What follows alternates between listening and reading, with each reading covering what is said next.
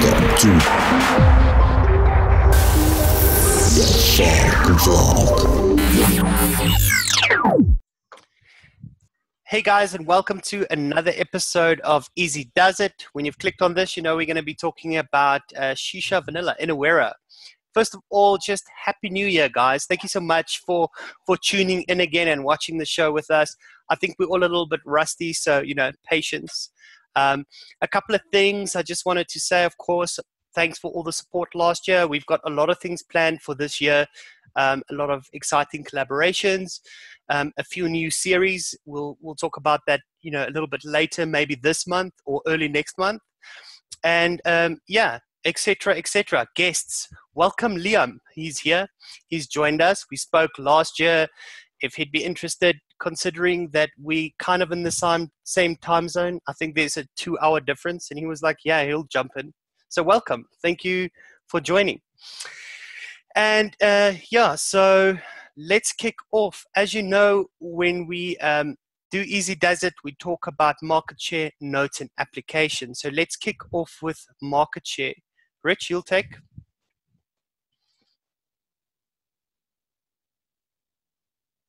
Right. In terms of market share, looking at the all the flavors, top 100 flavors, there are a number of vanillas in there that aren't plain vanillas. They're vanilla as part of something else. For example, we've got Cat Vanilla Custard at position 3. We've got TFA Vanilla Bean Ice Cream at position 7. TFA Vanilla Swirl at position 8. But these are now all ice creams and custards and creams and various applications of vanilla. But it's more than just a plain vanilla. Looking at the ostensibly solo vanillas, there are only 2 in the top 100 list. Inawera Shisha is the top one at position 28 in ATF's top 100.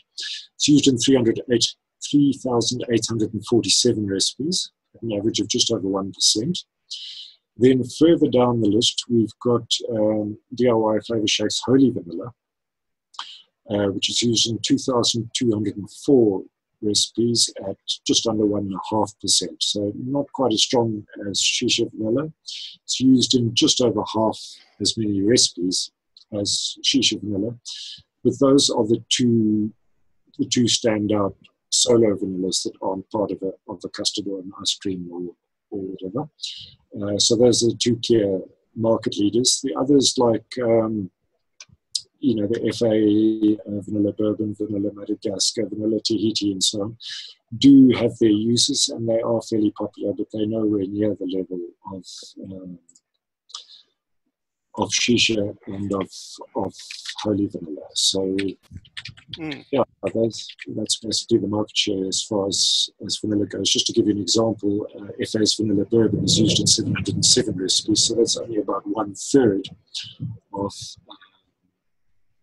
Holy Vanilla and only about 1/5 of Shisha Vanilla. So those 2, Shisha and Holy, are the 2 clear market leaders. Getting on to the notes now, Dietz, what have you got for us?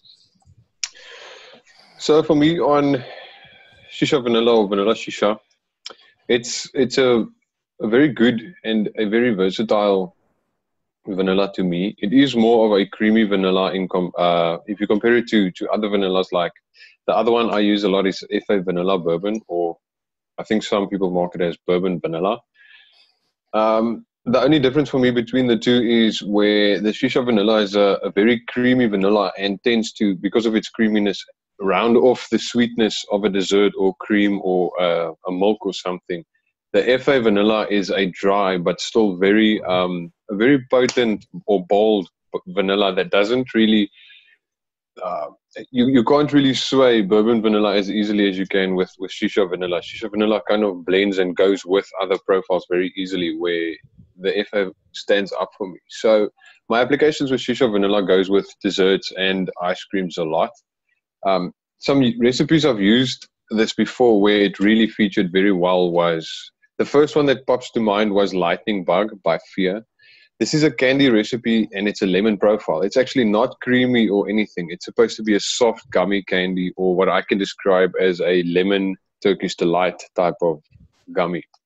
But what the Shisha Vanilla does in it symbolizes or outlines to me what Shisha Vanilla really is. Just that specific. If you've mixed Lightning Bug and you know after the steep, it's a candy and it just adds that vanilla warm coating to it. It makes that gum a Turkish delight, which is kind of like that warm gummy.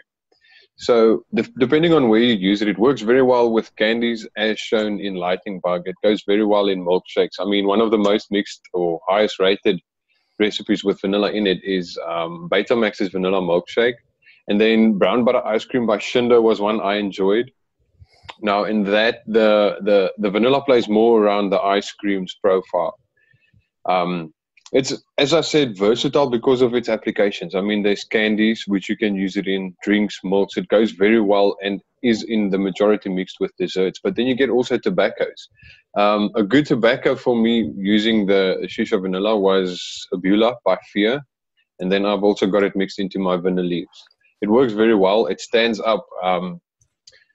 Like I said, it's because of the creaminess, it rounds off the sweetness. And in a tobacco, the interesting thing is it doesn't go away like you'd expect, because it's a creamy vanilla. It easily blends into the other flavors. It's with the tobacco, it just it broadens the tobacco while keeping that vanilla. So it softens the dryness of a tobacco, but the vanilla still stays in the mix and it's very visible. So it's a great vanilla concentrate in my opinion, and very versatile. So it can go from anything to sweets, desserts, and tobaccos, where you would not expect a vanilla to stand up to some concentrates. I mean, not many vanillas would. With tobacco specifically, I would say there's mainly three vanillas for me that work. The one would be Shisha Vanilla and the other one would be Bourbon Vanilla. But then there's also a third. It's not really a vanilla, but holy. That works well with tobaccos as well. But you see, that's a little bit of a more cream for me. So Shisha Vanilla, very good and very useful in my opinion. That's my applications from it. Dude, I totally forgot about Lightning Bug, that we mixed up. And that's such a good example, because we both mixed that up and we both did the review on that. And I think we both were blown away with how well Shisha Vanilla played with that lemon. Definitely. What lemon was it? So well. What lemon was it again? I've actually got it. Let me just check. I've got my recipe here. It just adds that warm, I don't know what vanilla does, but it just gives that warm vanilla feeling. And with that Lightning Bug, it just did exactly what that candy does. There's that vanilla, and that vanilla is just outlined beautifully. Now I can't find it. Just give me a second. But that's fine. Liam, you're currently vaping on it now, right? You're doing some notes in your head. I got it. Yeah, I am. I mixed it up at 2%. I've been vaping it standalone for about the last 2.5, 3 hours. And it's actually, even off a shake, you're getting that nice mellow vanilla coming through. Not a lot of spice notes. Compared to something like FA Vanilla Bourbon, which I find to be quite a spicy vanilla. The spice notes in this are actually quite low. The cream is coming through nicely. It's quite sweet as well. It's more like a sweet vanilla cream as opposed to a straightforward vanilla extract. Yeah, 100%. I think at 2% it would actually sit quite nicely in a recipe. You could use it that high, especially against creams, custards, things like that. You could probably even go down as low as 0.25 just to give a little bit of an accent, and use that cream to just smooth over some of the harsher notes that you might get from some flavors, like lemons, for example. Yeah. What did you say, Dietz? On that lemon, it was LA lemonade that's used in Lightning Bug. Yeah, I have to agree with you, Liam. I did my notes. I did it first at 1%. First thing I said was, I was quite shocked to find how sweet it was. I didn't expect it to be, on a single flavor so sweet. It's really sweet. So, I said definitely some sweetener in here. I'm not sure if it is EM, but I suspect maybe, vanilla.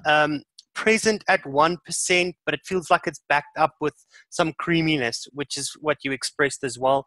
Doesn't feel like a dark, rich Madagascar vanilla, something a bit lighter, creamier, and sweeter.